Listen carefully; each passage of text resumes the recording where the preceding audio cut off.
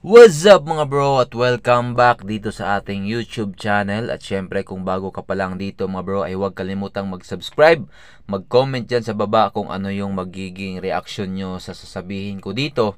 Dahil nga may nagtanong sa atin kung sulit nga ba yung Flash 150X sa kanyang presyo dito sa Rusi na motor. Dahil nga maraming mga nagsasabi mga bro na itong Rusi daw na Flash 150X ay after 1 year daw ay magiging nasa junk shop na daw siya mga bro. So yan yung pag-usapan natin mga bro, no? Dahil nga itong Rusi Flash 150X ay ito nga yung model na bagong labas ng Rusi noong 2024. At marami nga naghintay dito mga bro. Nung una ay naglabas yung Rusi ng Flash 150 pero hindi pa ito 4 valve mga bro.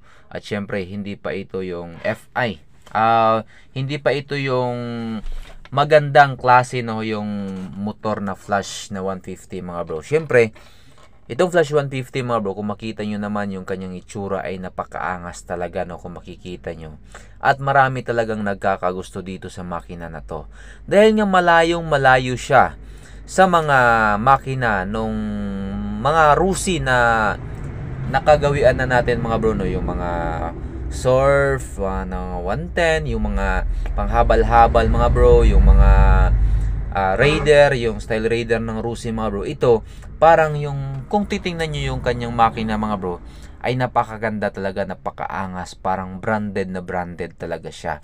Syempre mga bro, yung monthly nito ay talagang abot kaya lang siya sa mga tao, no, yung mga, may mga nagsasabi kasi mga bro, na yung Rusi daw ay talagang pangmasa yung kanyang presyo. At doon daw sila nagkakaroon ng motor dahil dito sa Rusi. Dahil yung iba mga bro, hindi nila kaya yung mga monthly na aabot sa 5,000, mga 6,000, lalo na yung mga branded mga bro. At napakamahal pa ng down payment. Itong Flash 150 is napakamura lang ng down payment at saka monthly niya.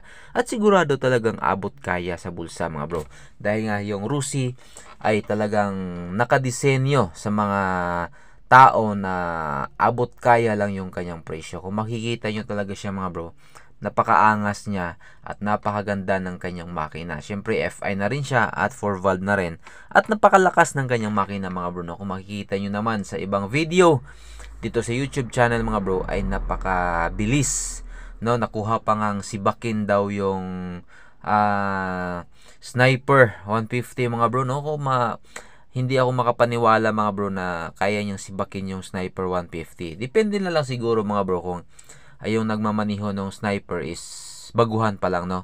So syempre mga bro, yung presyo nito ay talagang abot kaya lang sa kanyang down payment na 4,000, tapos yung monthly niya sa loob ng 3 taon ay 3,400, sa 2 years naman ay 4,540, at sa 1 year ay 7,955. At syempre 75,000 lang yung kanyang cash price mga bro. Kaya napakasulit lang talaga at napakamura lang dahil dito sa Flash 150. At alam naman natin yung Rusi ay murang-mura talaga ang kanyang presyo mga bro.